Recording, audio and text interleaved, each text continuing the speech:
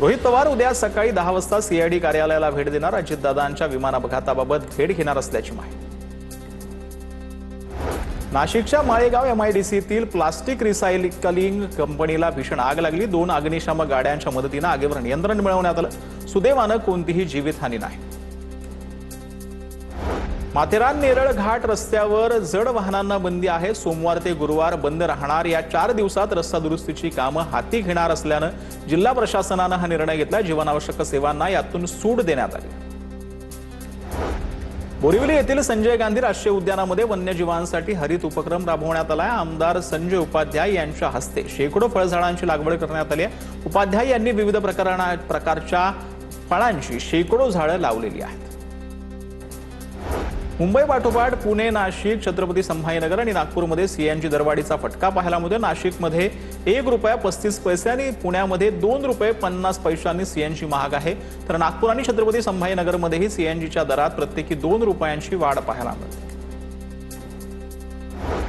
पुण्यामध्ये सीएनजीच्या दरात पुन्हा वाढ झाली आहे. सीएनजी प्रति किलो ₹2.5 महाग झालाय. सीएनजीसाठी आता ₹94.75 मोजावे लागणार. बीएमसी इंधनाच्या वाहनाऐवजी इलेक्ट्रिक वाहनांना प्राधान्य आहे. स्थानिक समितीनं सहाय्यक आयुक्तांसाठी 22 स्कॉर्पिओ एन एसयू खरेदीचा प्रस्ताव फेटाळला. एअर इंडियाला इंधन दरवाढीचा फटका बसलाय. वाढत्या विमान इंधन दरांमुळे एअर इंडियाकडून देशांतर्गत उड्डाणांमध्ये 22% कपात करण्याचा निर्णय घेण्यात आला.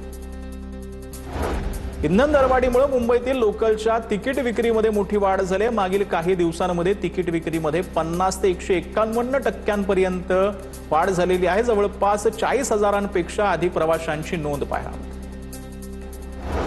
सीएसएमटी स्थानकावरील प्लॅटफॉर्म 16 आणि 17च्या विस्तारीकरणाचं काम संत गतीनं सुरू आहे. ब्लॉकची मुदत 13 जूनपर्यंत वाढवली आहे. त्यामुळे तेजस एक्सप्रेससह अनेक बाहेरगावच्या गाड्या दादरपर्यंत धावणार. हिंजवडी शिवाजीनगर मेट्रो जुलै महिन्यामध्ये सुरू होण्याची शक्यता आहे. प्रवासी सेवा 15 जूनपासून सुरू करण्याचं नियोजन कागदावरच आहे. 3ऱ्या मेट्रो मार्गिकेचं 95% काम पूर्ण. अमेरिका आणि इराणमध्ये 60 दिवसांच्या युद्धबंदी संदर्भात मुदतवाढ प्रस्तावावर चर्चा सुरू आहे. अमेरिकेचे राष्ट्राध्यक्ष ट्रम्प यांच्याकडून अंतिम मंजुरी मिळणं बाकी आहे. इराणनं अणुचाचणी कार्यक्रम सुरू न ठेवण्याची अमेरिकेची भूमिका आहे.